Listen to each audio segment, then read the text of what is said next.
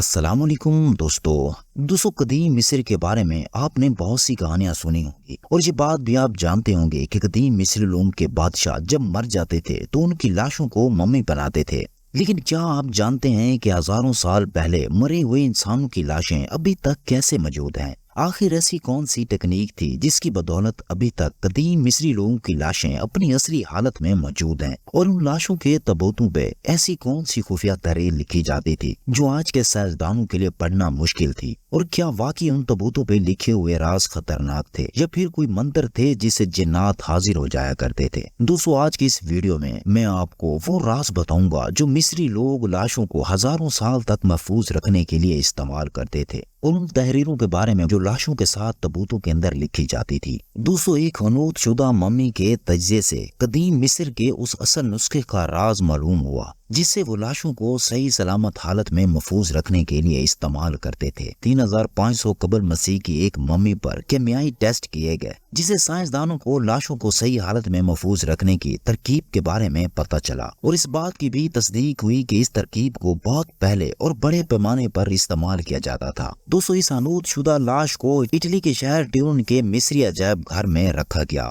یہ تحقیق archaeological science نامی جریدے میں شائع کی گئی۔ یونیورسٹی آف یارک کے ماہر آثار قدیمہ ڈاکٹر سٹیون بکلے نے بتایا کہ یہ حنوط شدہ لاش اصل میں اس نسخے کا پتہ دیتی ہے جو مصری 4000 برسوں سے لاشوں کو محفوظ کرنے کے لیے استعمال کرتے تھے۔ لسم جیسا پودا یا ایک خاص قسم کی گھاس سے حاصل کردہ ارک، ممکنہ طور پر کیکر سے حاصل کردہ گوند، اور صنوبر جیسے کسی درخت سے حاصل کردہ گوند۔ جب اس گوند کو تیل میں ملایا جاتا تو یہ ملغوبہ اسے جراثیم کش بنا دیتا جو جسم کو گلنے سڑنے سے محفوظ رکھتا تھا۔ ڈاکٹر بکلے نے کئی سال پہلے اس نسخے کی تلاش شروع کی تھی۔ اس دوران انہوں نے اپنی ٹیم کے ساتھ مل کر ان کپڑوں کا تجزیہ کیا جن میں قدیم مصری حنوط شدہ لاشوں کو لپیٹتے تھے۔ دوستو شمالی انگلینڈ میں بولٹن میوزیم میں موجود مصری کلیکشن میں یہ کپڑے موجود ہیں۔ یہ کپڑے 4000 قبل مسیح کے دور سے تعلق رکھتے ہیں اور یہ اس وقت سے بہت زیادہ پرانے ہیں جس کے بارے میں خیال ظاہر کیا جاتا ہے کہ جب لاشوں کو حنوط کرنا شروع کیا گیا تھا۔ ڈاکٹر بکلے کے مطابق لاشوں کو حنوط کرنے کا سلسلہ 2600 قبل مسیح شروع ہوا۔ یہ وہی زمانہ ہے جب بڑے حرم کی تعمیر شروع ہوئی تھی، لیکن سائنسدانوں نے دیکھا کہ ایسے شواہد موجود ہیں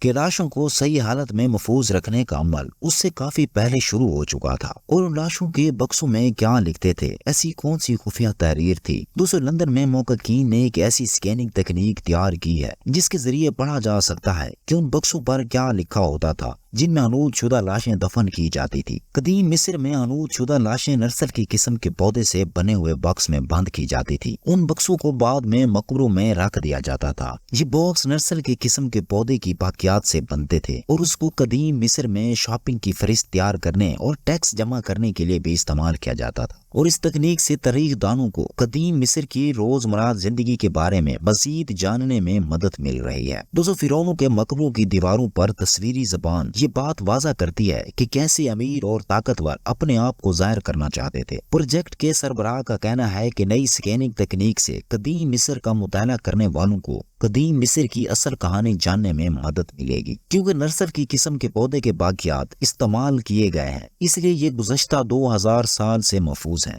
اس لیے یہ بکسے ایک لائبریری بن گئے ہیں، اور چونکہ یہ نرسل کی قسم کے پودے کے باقیات سے بنے ہیں اس لیے محفوظ ہیں، ورنہ ان کو کب کا پھینکا جا چکا ہوتا۔ ان بکسوں میں انفرادی شخص کے بارے میں معلومات ہیں اور ان کی زندگی کے بارے میں معلومات ہیں۔ یہ بکسے 2000 سال پرانے ہیں۔ ان پر تحریر اکثر ان بکسوں کو جوڑنے کے لیے استعمال کی گئی، مخمور کے نیچے چھپ گئی ہیں، لیکن اب مختلف روشنیوں کا استعمال کرتے ہوئے سکیننگ سے اس تحریر کو پڑھا جا سکتا ہے۔ اس سکیننگ کی تکنیک کا استعمال کرتے ہوئے پہلی کامیابی حنوط شدہ لاش کے بکسے پر ہوئی جو جیڈن کنگ سٹون قلعے میں رکھا ہوا ہے۔ تحقیق دانوں کو اس بکس پر لکھی ہوئی وہ تحریر ملی جو اس تکنیک کے بغیر نہیں دیکھی جا سکتی۔ سکیننگ سے معلوم ہوا کہ اس بکس پر ارتھیرو تحریر ہوا جس کا مطلب ہے کہ قدیم مصری شمسی خدا کی آنکھ میرے دشمنوں کے خلاف ہے۔ دوستو اس تکنیک سے قبل ایسی تحریروں तहरीरों को पढ़ने का सिर्फ एक ही तरीका होता था कि बॉक्स पे लगे मखमूर को हटाया जाए, यानी उस बक्स को तोड़ा जाए। इससे मिस्र का मुताला करने वाले कश्मकश में मुब्तला थे कि क्या बॉक्स को तोड़ा जाए या उन बक्सों को जूं का त्यों रहने दिया जाए, जिसका मतलब है कि उसमें छुपी कहानियों को ना पढ़ा जाए। लेकिन अब इस स्कैनिंग तकनीक से बॉक्स को तोड़े बगैर तारीख दान इस तहरीर का मुताला कर सकते हैं। लंदन की यूनिवर्सिटी की डॉक्टर कैथरीन पैकेट अब कदीम मिस्र के बारे में बहुत कुछ जान सकेंगी और उन तहरीरों का मतलब भी लोगों को बताती रहेंगी। बरं दोस्तों, आज की वीडियो इतने ही। अगर वीडियो अच्छी लगे तो लाइक करें। अपना बहुत सारा ख्याल रखें। मिलते हैं नेक्स्ट वीडियो के साथ। तब तक के लिए अल्लाह हाफिज।